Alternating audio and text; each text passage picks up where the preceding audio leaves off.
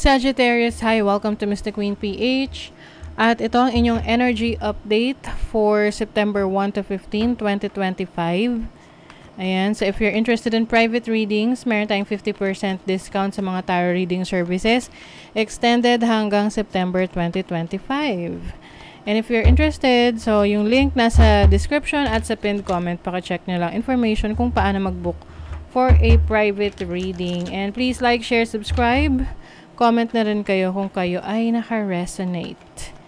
Ayan, meron tayong free one question tarot reading. So, comment nyo lang yung question dyan at pipili tayo ng mananalo ng free one question tarot reading.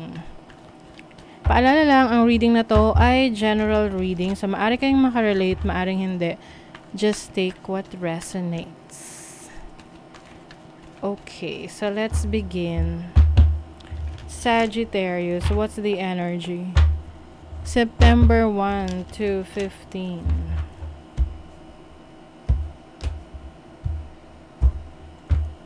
Overall energy, challenge, opportunity, blessing, money, career, finances, and love life and family.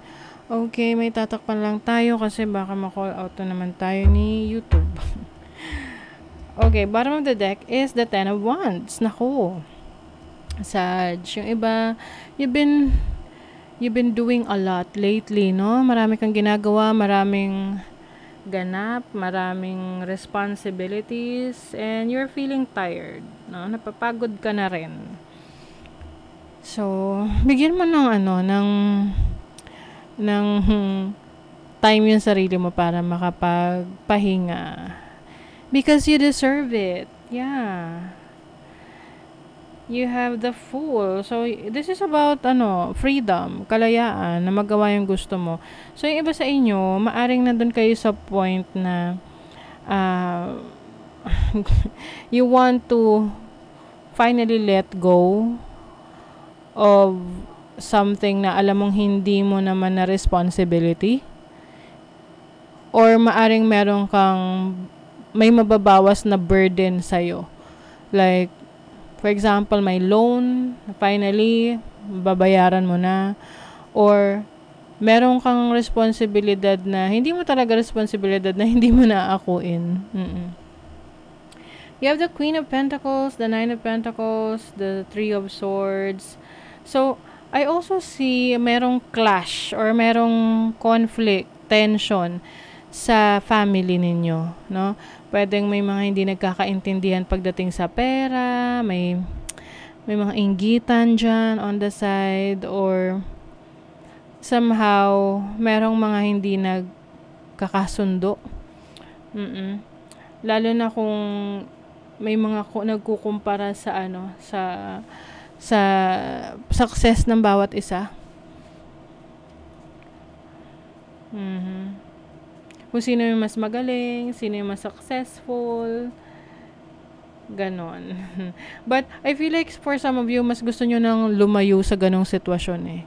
Kasi it's so draining na parang you just want peace and quiet and focus on yourself, to take care of yourself. Yung iba sa inyo,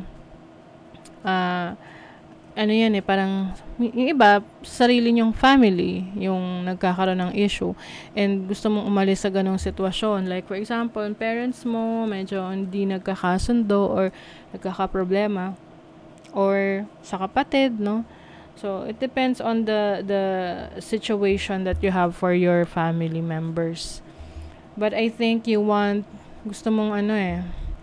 to give yourself a break from the drama.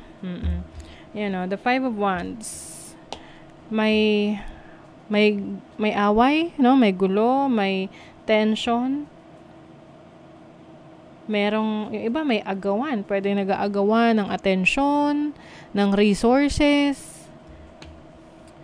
And then, your challenge is the Page of Swords. Kasi may mga times din naman na kapag may pagkataklesa kasi ang Sagittarius eh. Yung bang tipong kapag meron kasi mga tao na mahinang makaintindi. So, pag ganun yung taong kausap nyo, mabilis kayong mag-respond na parang, alam mo yun, straightforward na pwedeng makasakit sa ibang tao. So, pwedeng yun yung nagiging reason ng gulo, ng issue. Eh, nagpapakatotoo lang naman kayo. Pero yung iba, minamasama yun. Kasi nga, syempre sabi nila, truth hurts. Okay, your opportunity is the Justice card, which is balance. This is also karma. So, an opportunity for you is to know what's best para sa'yo, para malaman kung ano yung decision na gagawin mo, path, landas na dapat mong tahakin na makakabuti para sa'yo. You're given wisdom, knowledge to know kung saan ka pupunta. And this is also bringing balance into your life. So, maaring, yun nga, kung ikaw ay medyo maraming burden, maraming responsibilities, at wala ka na masyadong oras para sa sarili mo, so may i-unload ka na, responsibilities na alam mo hindi naman na talaga para sa'yo, or maaring someone is going to help you para bawasan yung burden na yan. And then, your blessing, Ace of Wands, this is a new exciting opportunity for you, like a new beginning.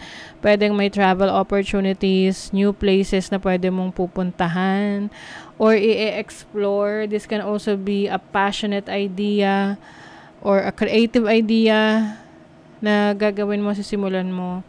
Can be a project for your career, business, or sa job. You have the Four of Cups. So, yung iba sa inyo, hindi na kayo masaya sa trabaho. Sa ginagawa ninyo, you feel uninspired, you feel like parang walang improvement, walang nangyayari, walang exciting. So, you will be blessed with exciting things to happen. Kailangan lang dito ay you look into the other side, kumbaga, kasi tinama, you're being offered, may ino-offer sa'yo, pero hindi mo kasi siya nakikita. So, maaring, it's time na sumubok na ibang mga bagay na hindi mo akalain na mag-e-enjoy ka pala doon, you will love it, you will nurture it, no? Doon ka mas magiging komportable. And then your relationship is the Star. The Star is about healing. So some of you, kung nagkaroon kayo ng challenging situation sa relationship ninyo, sa past, or even sa present situation, so ito ay nag-heal na, naaayos na. So maaring you are making peace with your past or you are making peace with your present situation. And also, maaring kung ikaw ay single, maaring mas magfo-focus ka sa sarili mo, yung mga pangarap mo, yung mga gusto mong ma-achieve. If you are in a relationship right now, maaring mas nagiging mature yung relationship ninyo ng person mo kasi naka-focus na kayo sa future ninyo. Psychic protection, Sagittarius, 'di ba? Sabi ko sa inyo kanina, pwedeng may gulo, may tension. You have to protect your energies, choose your battles. Kumbaga, piliin mo lang kung saan mo ilalagay yung energy mo, hindi lahat kailangan patulan. Ayan, 'di ba may success? Success. Alam nyo, it makes sense, no? Kasi ito may hawak rin siya. So, yung mga efforts mo, hindi naman yan mababaliwala, no?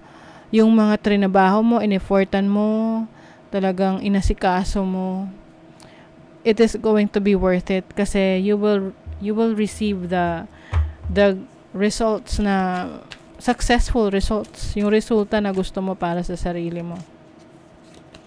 Grace, this is grasya. Meron kang grasya na marireceive. May blessing.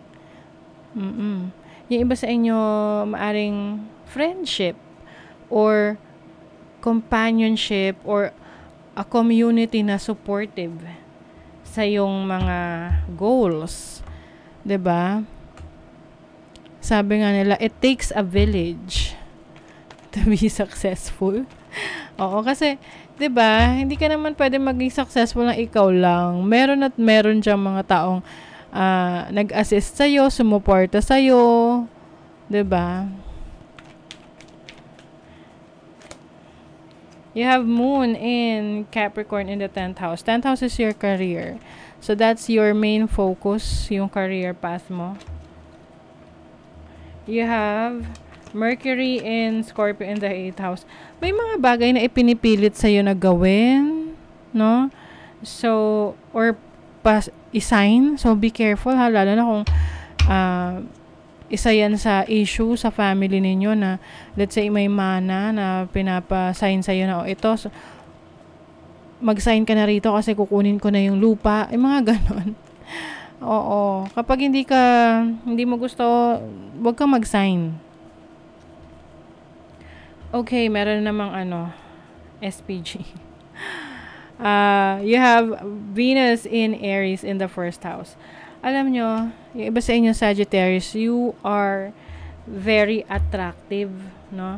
Marami rin kayong, dahil attractive kayo, marami rin na-attract na jealous people, no? So that's why, yan yung kailangan yung protectionan yung sarili nyo from these people. And Venus in Aries in the 1st house is also about pag-focus sa mga pwede mong i-improve pa sa sarili mo.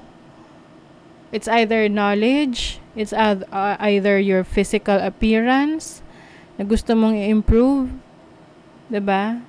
And have no guilt about it kasi alam mo na para sa ikabubuti mo 'yon. Okay, let's see what else. The connection to divine guidance is within you. You are divinely guided. So, kung ano man yung mga path na take mo at alam mo sa sarili mo na yun yung talagang gusto mo, then go for it. Pursue it. Release what you've been carrying. Oh my God. Diba sabi ko may i-unload kayo na responsibility na alam nyo hindi nyo responsibility or burden. Release what you've been carrying and lighten up. New joy is on the way. May bagong magpapasaya sa'yo. Ayan. Mababawasan ang bigat na dinadala mo. It's time to be happy and, have fun. Have fun more. Diba? Mag-enjoy. Mas mag-enjoy ka. So, that is your reading, Sagittarius. Thank you so much. See you again.